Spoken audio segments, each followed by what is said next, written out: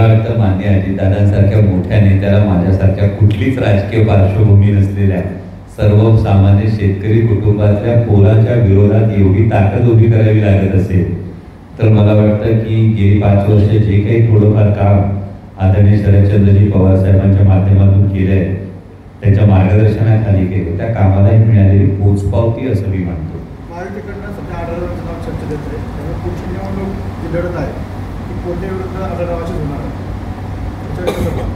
नाही, मी थोडी दुरुस्ती करतो. ही लढत कोल्हे विरुद्ध आढळराव ही होणार नाही. ही लढत एकनिष्ठा की बेडूकुड्या अशी होणार आहे. त्यामुळे यामध्ये एकतर समोरच्या आधी उमेदवारी जाहीर होऊ द्या. मी कालही त्यांना चौथ्या पक्ष प्रवेशासाठी शुभेच्छा दिलेल्या आहेत आणि यामध्ये मला असं वाटतं की आधी उमेदवारी जाहीर झाली तर त्यावर भाष्य करणं जास्त उचित ठरेल. उगाच त्यावर आधी भाष्य करण्यापेक्षा उमेदवारी तर आधी जाहीर होऊ द्या. त्यांच्या उमेदवारीवर तुम्हाला शंका आहे का? हां, त्यांच्या उमेदवारीवर तुम्हाला अजूनही शंका आहे? हे बघा, लोकशाही आहे, त्यामुळे कोणी ना कोणी उमेदवार असणार.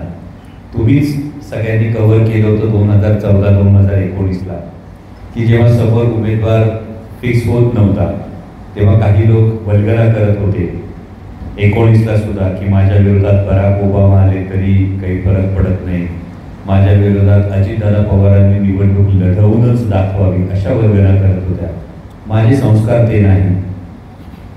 त्यामुळे तसा वारा आपल्याला न लगो ही जी आपली शिकवण आहे, त्यानुसार लोकशाही कोणी ना कोणी उमेदवार असणार आहे. पण तो उमेदवार आधी निश्चित होऊ द्या. तो उमेदवार निश्चित झाला की त्यावर भाष्य करणं उचित आहे.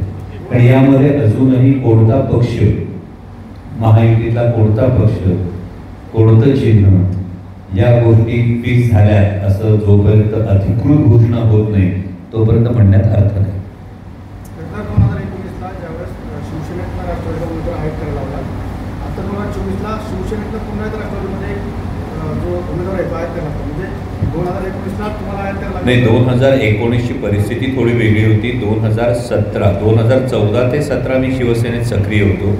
2017 नंतर छत्रपती संभाजी महाराजांचा इतिहास हा 157 देशांमध्ये पोहोचवण्याचं जे एक शिवधनुष्य मी आणि माझ्या संपूर्ण टीमनं पेरलं होतं, 2017 नंतर आपल्याला मी कुठेही राजकीय व्यासपीठावर सक्रिय दिसलो नाही. कारण 2017 नंतर मी छत्रपती संभाजी महाराजांचा इतिहास हा घरोघरी पोहोचावा या एकाच कामासाठी वाहून घेतलं होतं. आणि त्यानंतर 2019च्या निवडणुकीच्या वेळी अचानक आदरणीय पवार साहेबांकडून मला ही विचारणा झाली आणि त्यानंतर निवडणुकीचा हा निर्णय घेतला. आत्ताची परिस्थिती ही अनेक दारं ठोठावल्यानंतर उघडलेलं एक दार आहे. त्यामुळे बाय चॉईस येणारी उमेदवारी आणि नाईलाजास्त दिली जाणारी उमेदवारी यामध्ये फरक आहे असं मला वाटतं. पुणे जिल्हा राष्ट्रवादीचा बालेकिल्ला आहे आणि खरं तर खासदार केलं त्यांना उमेदवार मिळत पाहिजे, त्यामुळे कुठेतरी आयात केलं जातं असं मला म्हणायचं.